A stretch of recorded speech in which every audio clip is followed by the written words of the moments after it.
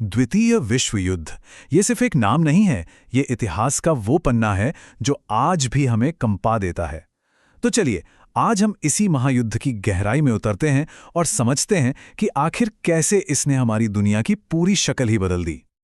जब हम कहते हैं संपूर्ण युद्ध या टोटल वॉर, तो इसका मतलब क्या है? देखिए, ये कोई आम लड़ाई नहीं थी जहां सिर्फ फौजी सरहदों पर लड़ रहे थे। नहीं, इस युद्ध में पूरा का पूरा देश शामिल था। फैक्ट्रियों में हथियार बन रहे थे, घरों में औरतें मदद कर रही थीं, और सबसे भयानक बात, अब आम नागरिक भी निशाना थे। शहरों पर बम गिर रहे थे और जंग का मैदान और घर के बीच की लाइन वो पूरी तरह से मिट चुकी थी। 6 से 8 करोड़। जरा इस नंबर के बारे में सोचिए। ये सिर्फ एक आंकड़ा नहीं है, ये उन लोगों की संख्या है जिनकी जानें इस महायुद्ध में चली गईं। मतलब इतने लोग कि आज के कई देशों की आबादी भी इससे कम होगी। हर एक नंबर के पीछे एक इंसान था, एक परिवार था, एक कहानी थी जो हमेशा के लिए खत्म हो गई। तो दुनिया साफ साफ दो हिस्सों में बंट चुकी थी। एक तरफ थे दी एलाइज यानी मित्र राष्ट्र, जिनमें ब्रिटेन, फ्रांस, अमेरिका और सोवियत संघ जैसे बड़े देश थे, और दूसरी तरफ थीं दी एक्सिस पावर्स यानी धुरी शक्तियां, जिसकी अगुवाई कर रहे थे नाजी जर्मनी, इटली और जापान। ये सिर्फ देशों की लड़ाई नहीं थी, ये दो अलग अलग सोच की लड़ाई थी। तो सवाल ये है कि आखिर ऐसा हुआ क्यों? मतलब पहले विश्व युद्ध को तो the war to end all wars कहा गया था, है ना? फिर सिर्फ 20 साल के अंदर ही दुनिया एक और उससे भी ज्यादा भयानक जंग के मुहाने पर कैसे आ खड़ी हुई? इसकी कोई एक वजह नहीं थी। असल में कई चीजें एक साथ गलत हो रही थी। सबसे पहले तो वर्साई की संधि।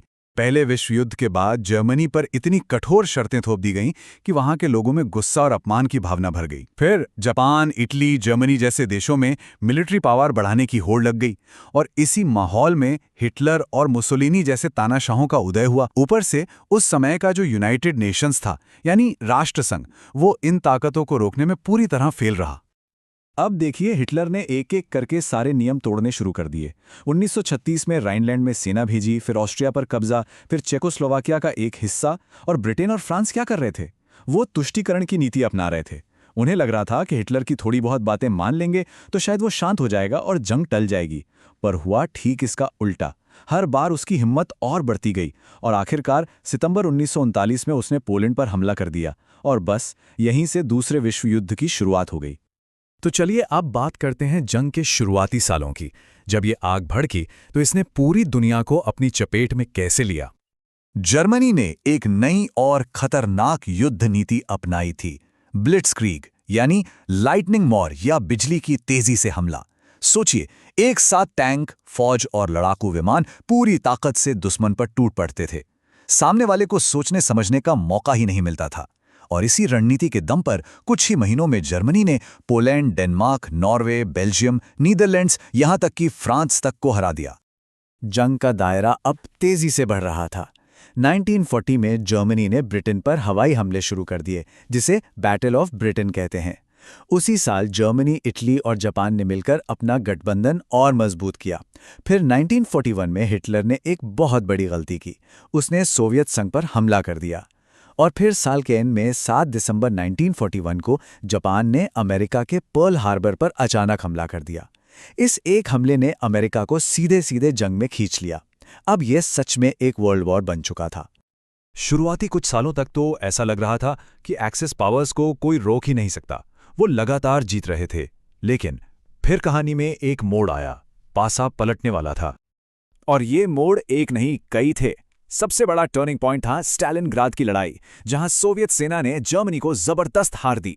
ये हिटलर के लिए एक बहुत बड़ा झटका था। उधर प्रशांत महासागर में मिडवे की लड़ाई में अमेरिकी नौसेना ने जापान को करारी शिकस्त दी। नॉर्थ अफ्रीका में भी एलाइड फोर्सेज ने जर्मन और इटालियन सेनाओं को खदेड़ दिया। और फिर आया 6 जून 1944, डी डे, इतिहास का सबसे बड़ा समुद्री हमला, जब लाखों एलाइड सैनिक फ्रांस के नॉर्मंडी तट पर उतरे। बस यहीं से पश्चिमी यूरोप में एक्सिस पावर्स की उल्टी गिनती शुरू हो गई। अब हम पहुंचते हैं युद्ध के आखिरी दौर में। एक ऐसा दौर जिसने न सिर्फ इस महायुद्ध का अंत किया, बल्कि एक नई दुनिया की शुरुआत भी की। तो अप्रैल 1945 में हिटलर ने आत्महत्या कर ली, और 8 मई को जर्मनी ने सरेंडर कर दिया, जिसे वीई डे यानी विक्ट्री इन यूरोप डे कहा जाता है। यूरोप में तो जंग खत्म हो गई, लेकिन प्रशांत में जापान अभी भी लड़ रहा था। और फिर अगस्त 1945 में अमेरिका ने जापान के 2 शहरों हिरोशिमा और नागासाकी पर एटम बम गिरा दिए। ये पहली और आखिरी बार था जब परमाणु हथियारों का इस्तेमाल हुआ। इसके बाद 15 अगस्त को जापान ने भी सरेंडर कर दिया और दूसरा विश्व युद्ध आधिकारिक तौर पर खत्म हो गया। लेकिन इस जंग की भयानक कहानियों के बीच एक और शायद सबसे काला अध्याय भी लिखा जा रहा था। वो था द हॉलोकॉस्ट। नाजी शासन ने एक सोची समझी साजिश के तहत लाखों लोगों का कत्लेआम किया। करीब 1 करोड़ 10 लाख लोग, जिनमें 60 लाख यहूदी थे, उन्हें सिर्फ इसलिए मार दिया गया क्योंकि वो नाजियों की नज़र में अलग थे। उन्हें कॉन्सेंट्रेशन कैंप्स में, गैस चेंबर्स में बड़ी ही बेरहमी से ख़त्म कर दिया गया। ये मानवता के इतिहास पर एक ऐसा दाग है जिसे कभी मिटाया नहीं जा सकता। तो युद्ध तो खत्म हो गया, पर उसकी परछाई आज भी हम पर है। चलिए देखते हैं कि इस महायुद्ध ने हमारे लिए क्या विरासत छोड़ी है। सबसे बड़ा बदलाव तो ये आया कि दुनिया का पावर बैलेंस ही बदल गया। ब्रिटेन और फ्रांस जैसे पुराने साम्राज्य कमज़ोर हो गए और उनकी जगह 2 नए सुपर पावर्स ने ले ली, अमेरिका और सोवियत संघ। और यहीं से इन दोनों के बीच एक नई तरह की जंग शुरू हुई, जिसे हम कोल्ड वॉर या शीत युद्ध के नाम से जानते हैं। और भी बहुत कुछ बदला। भविष्य में ऐसी जंग को रोकने के लिए यूनाइटेड नेशंस बनाया गया। जर्मनी 2 हिस्सों में बंट गया। मध्य पूर्व में इजराइल राज्य की स्थापना हुई, जिससे एक नया संघर्ष शुरू हुआ जो आज तक जारी है। कमजोर हो चुके यूरोपीय देशों के हाथ से उनके उपनिवेश निकलने लगे। और हाँ, दुनिया अब परमाणु युग में दाखिल हो चुकी थी, जहां न्यूक्लियर वॉर का खतरा हमेशा बना रहता था। तो असल में जिस दुनिया में हम आज जी रहे हैं, उसकी नींव इसी महायुद्ध में रखी गई थी। तो सवाल ये उठता है कि आज के हमारे संघर्षों में, हमारी टेक्नोलॉजी में, हमारे गठबंधनों में इस दूसरे विश्व युद्ध की विरासत किस तरह से झलकती है? जरा सोचिएगा।